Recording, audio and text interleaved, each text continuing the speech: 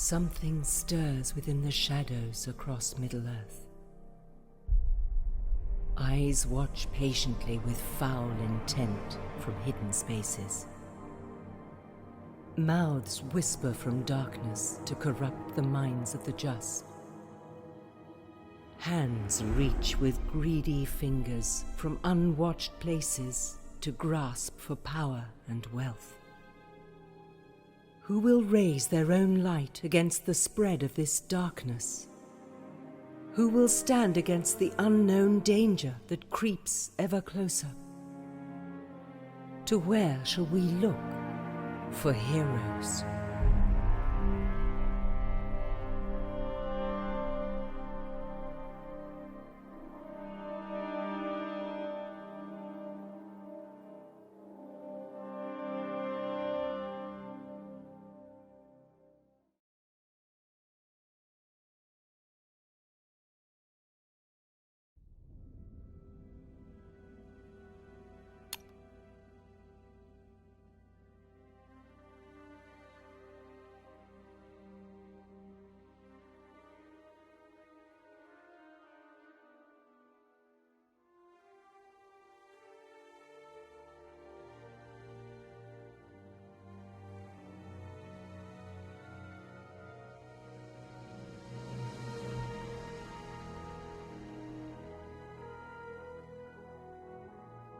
Barliman had Bob and Nob help drag the body of Ratchet into a side room of the Prancing Pony.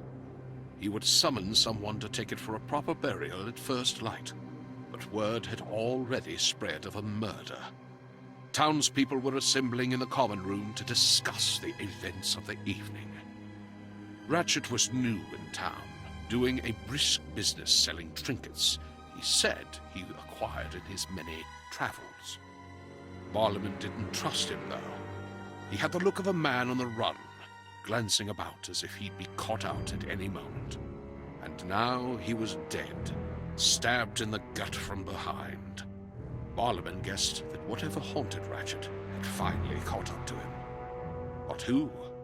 And why?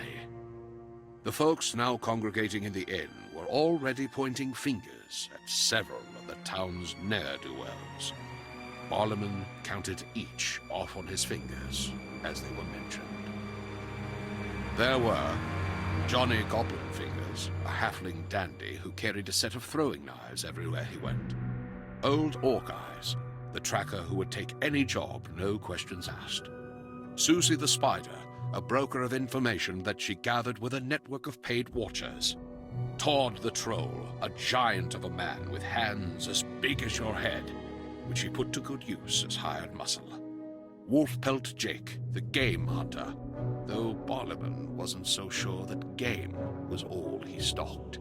Any of these shadowy characters might be the one who did the deed. Or none of them at all, Barliman announced, joining the conversation.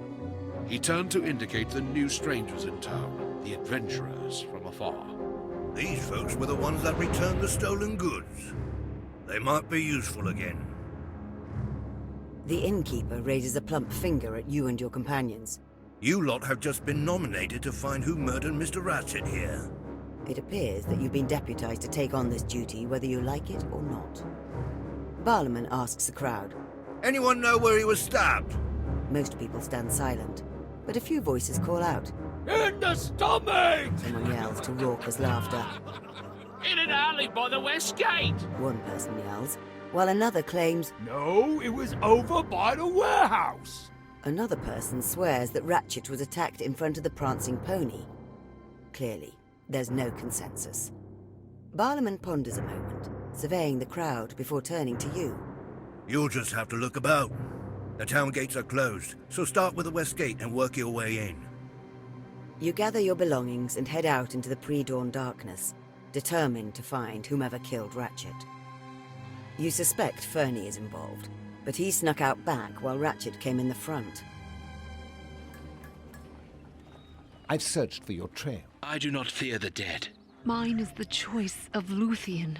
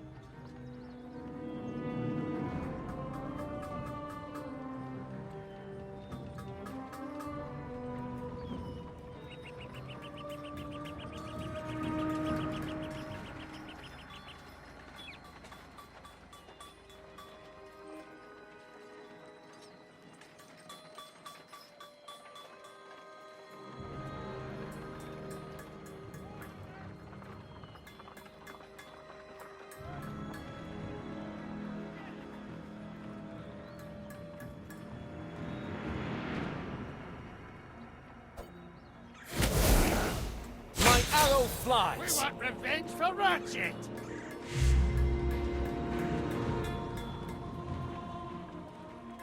Follow me! That's for the boss!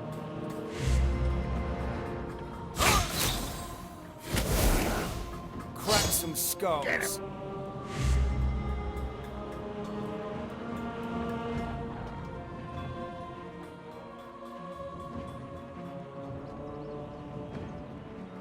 For Rivendell!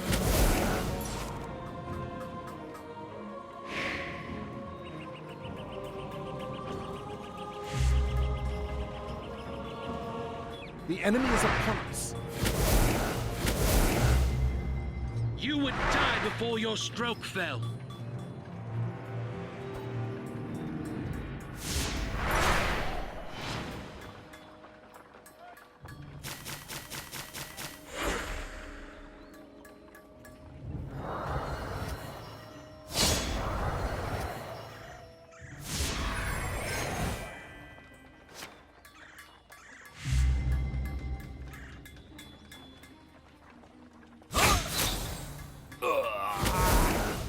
My arrow flies! He'll get you for what happened to the boss! For Rivendell! Take that! Still to be learned. You'll get yours. Careful.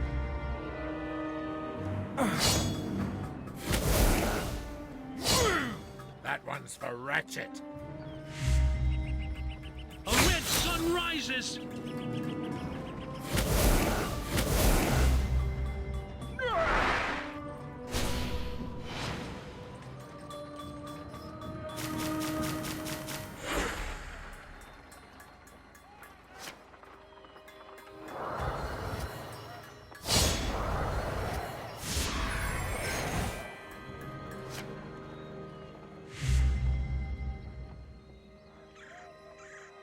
You would die before your stroke fell. Get him!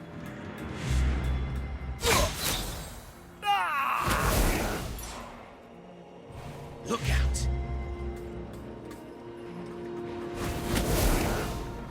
Yeah! He'll get you for what happened to the boss!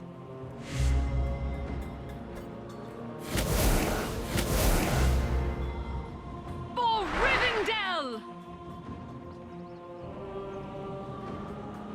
I smell the stench of goblin kind.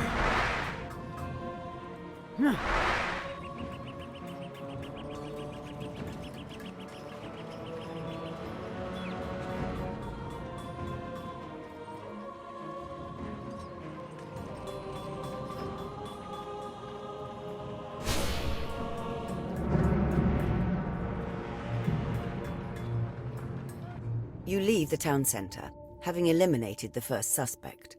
You continue your search at the outskirts of Bree. There stands the ramshackle manor where you encountered Ratchet and his gang, its timbers creaking slightly in the morning wind. Nearby is an old warehouse where merchants and farmers bring their goods for market. You decide to check both locations to uncover more clues as to Ratchet's demise.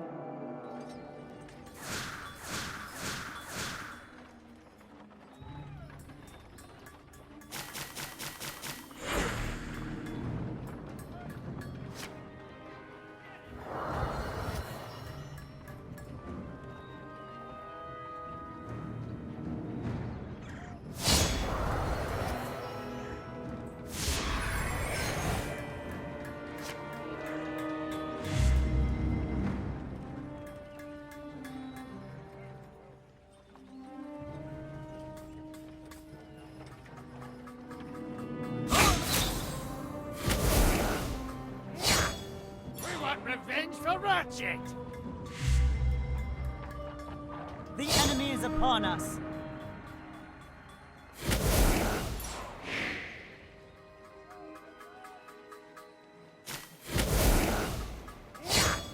That's for the boss!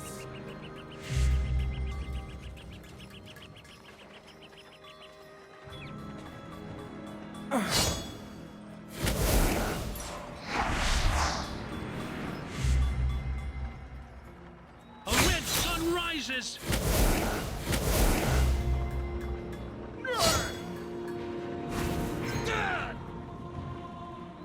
For Rivendell!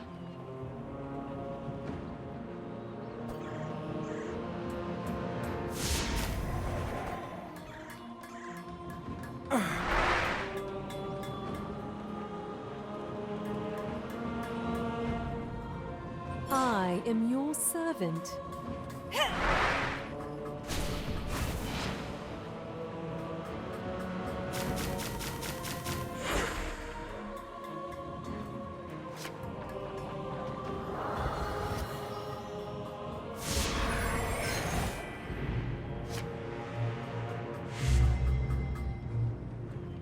For Rivendell!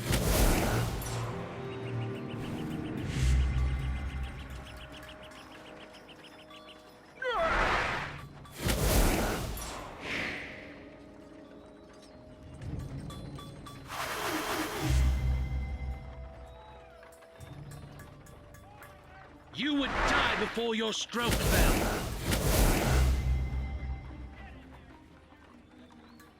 The enemy is upon us.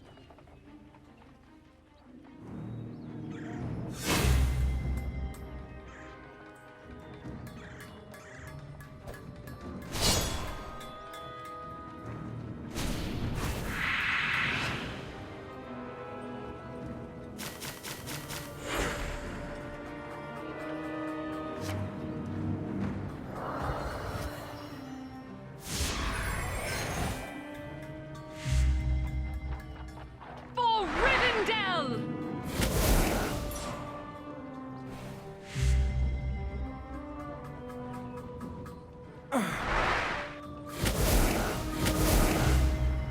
A red sun rises!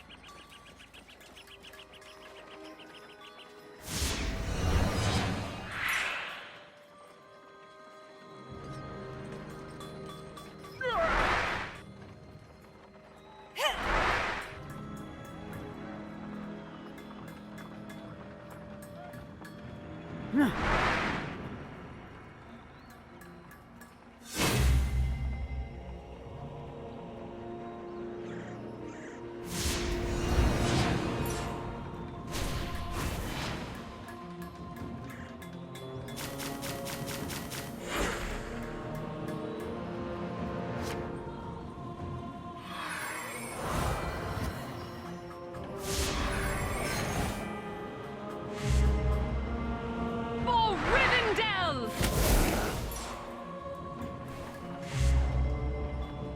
The enemy is upon us.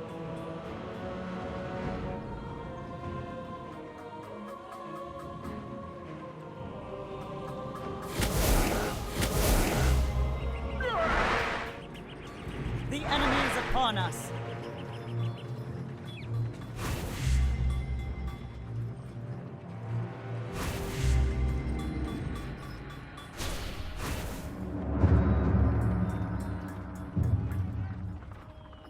With one more suspect eliminated, you feel that you're beginning to grow into the role that you've been assigned.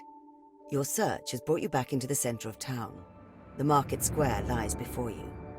Merchants and farmers have set up their stalls, while the earliest purchasers are already looking for the best deals of the day. The sights and smells remind you that you haven't yet eaten in some time, and your stomach begins to rumble. You push the hunger away for now, as you consider the other location in the town center, the Prancing Pony, where Ratchet fled to when he died. You resolve to scour each location thoroughly for clues and bring Ratchet's killer to justice.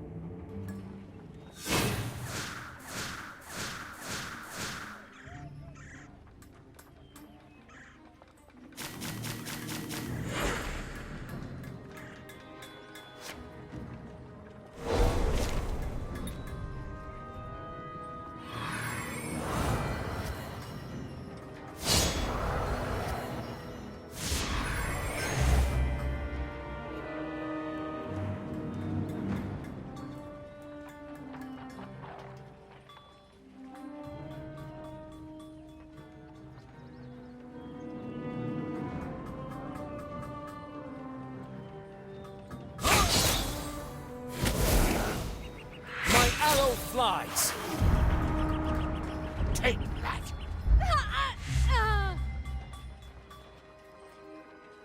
A red sun rises! Not so that one's for Ratchet. For Rivendell! What have you caught there?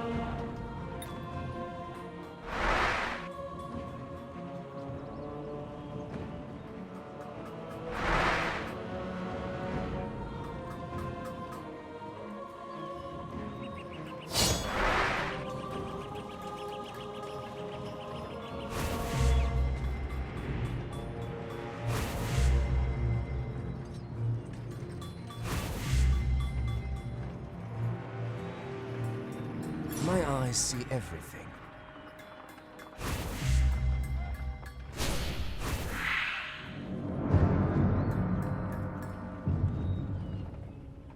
By the process of elimination, you believe that the killer must be old Orc Eyes. You feel you must confront the strange tracker and hired sword to uncover the truth. That's a good deduction as any. Barlaman Butterbur tells you when you present your clues. He's a dark one, and willing to do anything for a prize. I could believe he's the killer for sure. Barlaman continues. He's usually skulking about that scoundrel Bill Fernie's house. But he's rarely by himself, always running with a group of equally shady associates. You make your way toward Bill Fernie's house, located at the southern end of Bree. Then slip inside as carefully and quietly as you can. However, as if possessing inhuman senses, old Orc Eyes seems to know you're there and looks up instantly. I suppose you're here about Ratchet, he says flatly. I did the deed. Not that you'll be able to do anything about it. His companions pull cudgels and dirks from their cloaks and form a semicircle about him in defiance of your approach. There'll be no trouble. Clear out, or I'll break your filthy necks. Fernie, you better get me out of this. You can't pin anything on me. And don't forget what I know.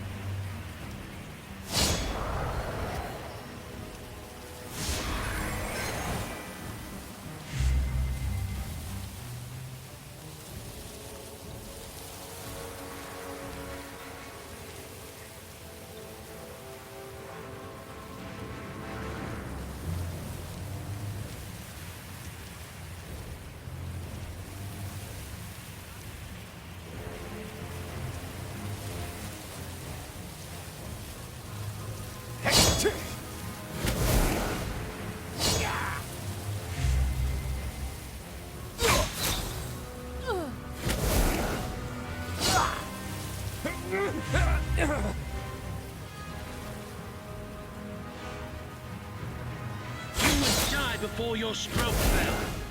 You'll get yours!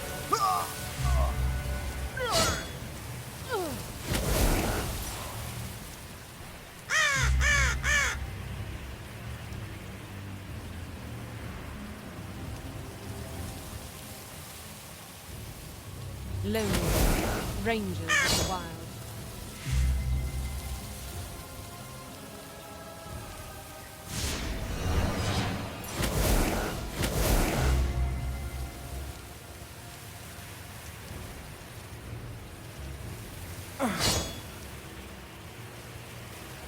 The enemy is upon us.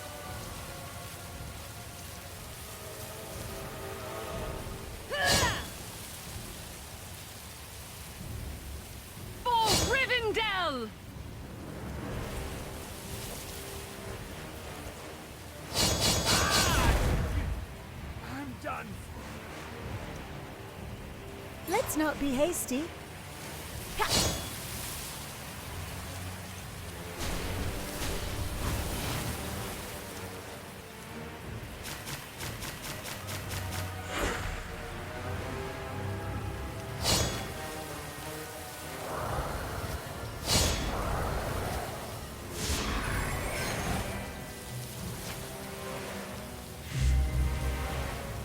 You would die before your stroke fell.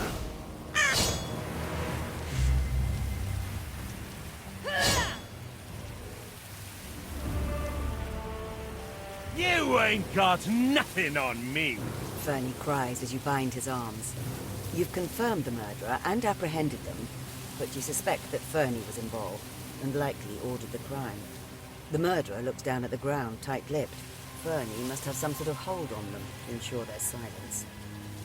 Bree had existed since the fall of Cardlin without any kind of central authority, so upon returning to the town with the prisoners, the townsfolk forms a council of prominent locals to decide their fate. The murderer is made to surrender their belongings and leave Bree, never to return. They're also urged to leave the Bree lands, but with no authority beyond the town itself, there's no way to enforce this. You search Fernie's home, but cannot find the missing items. Without any hard evidence, Fernie manages to get off with only a fine for general nuisance. However, you manage to uncover a letter hidden under a loose board, which reveals that more is afoot here than you first thought. Bill Fernie's hidden letter reads, "Find the stolen items and return them to the excavation camp in the Barrow Downs immediately. V is waiting just outside of Bree to bring them back as soon as you have them." That gang stirred up a hornet's nest when they made off with the items we recovered so far. We'll make sure they get theirs. We're close to getting the last bits, so don't delay. You know what happens to those who fail. She doesn't forget or forgive. Deep.